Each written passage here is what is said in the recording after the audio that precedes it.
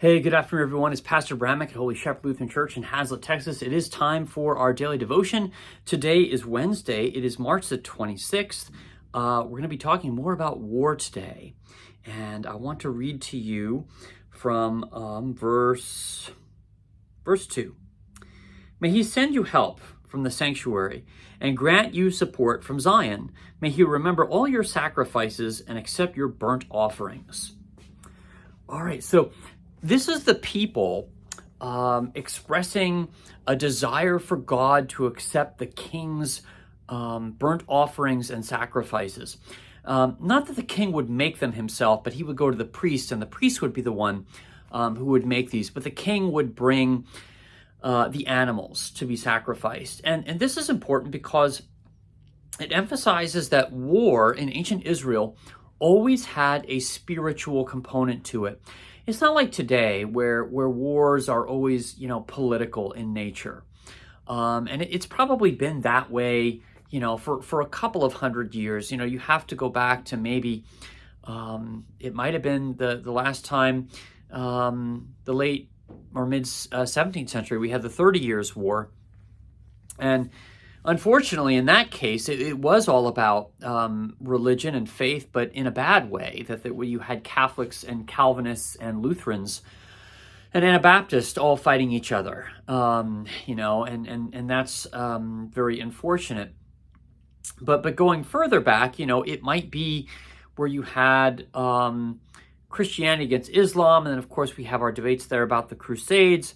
But then going further back in ancient Israel, it was about the Israelites following through with the directive that God had given them to be his instrument of judgment upon the people in the Holy Land. And that they had this calling from God, if you will, to make Israel for Israelites and all the other inhabitants that were in the land that were worshiping idols, sacrificing their children, doing these abominable practices, that God would use his people, the Israelites, to be his instrument of judgment upon them. Now, the same is not true today. I know that people want to make the comparison, well, yes, the Israel today should only be occupied by the Israelis. And there's probably even some out there who would say the Israelis therefore have permission to continue to fulfill this Old Testament directive from God. And we in the church, certainly in the Lutheran Church, would say, no, that directive is not in place anymore, because the church is the new Israel now, and Israel as the old covenant place of worship now continues on through the church. And of course, the church, if we look at Ephesians, now our battle is exclusively spiritual, that we put on the whole armor of God. And, if we look at, I believe it's Ephesians 6, that talks about the spiritual preparation that we have to fight against our enemy, the devil. And of course, Christ conquers the devil on the cross, and the ultimate battle of Armageddon occurs between Jesus and the kings of the earth, which will be both spiritual and political on the last day. But that's a battle that Jesus fights. He doesn't need the world's armies to fight on his behalf. And the church of, I would say, the Middle Ages, and specifically the Crusades, this directive to retake the Holy Land, that was never something that was given by God to go and do that, right? But since the days of Jesus, the church engages in a spiritual battle, and we preach the gospel, and through the power of the Spirit, God grants for the gospel to overtake lands and to Christianize people and to convert enemies into allies, or enemies into fellow workers. Of course, the Bible does talk about wars and factions, and we do know that there will be enemies of the church, political enemies, until the last day. So it's all very complicated and very, nuanced. But in Old Testament days, the king would make sacrifice. He would ask for God's blessing as he went out for a time of war.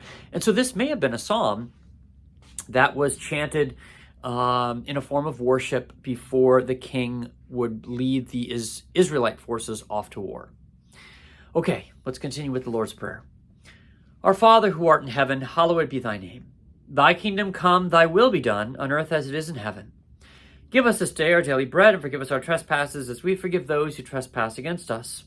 And lead us not into temptation, but deliver us from evil. For thine is the kingdom, and the power, and the glory, forever and ever. Amen.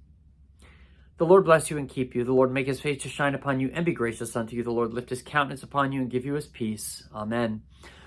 Okay, announcements for today. We do have midweek Lenten service happening tonight at 6 o'clock for the supper, 7 p.m. for the Vesper service.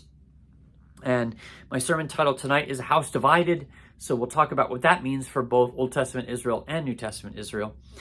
I just sent out the email newsletter. It's got all the dates for Holy Week and all the services that we're going to be doing for Easter, the Easter Vigil again. So I invite you to read that and to put that down on your calendar. Let's see. I'm hoping to do some more shorts here sometime soon. We've got a lot here happening up at the church today with the trees being trimmed next door and the fence coming down. So it's an exciting time as we're readying that new property for ministry.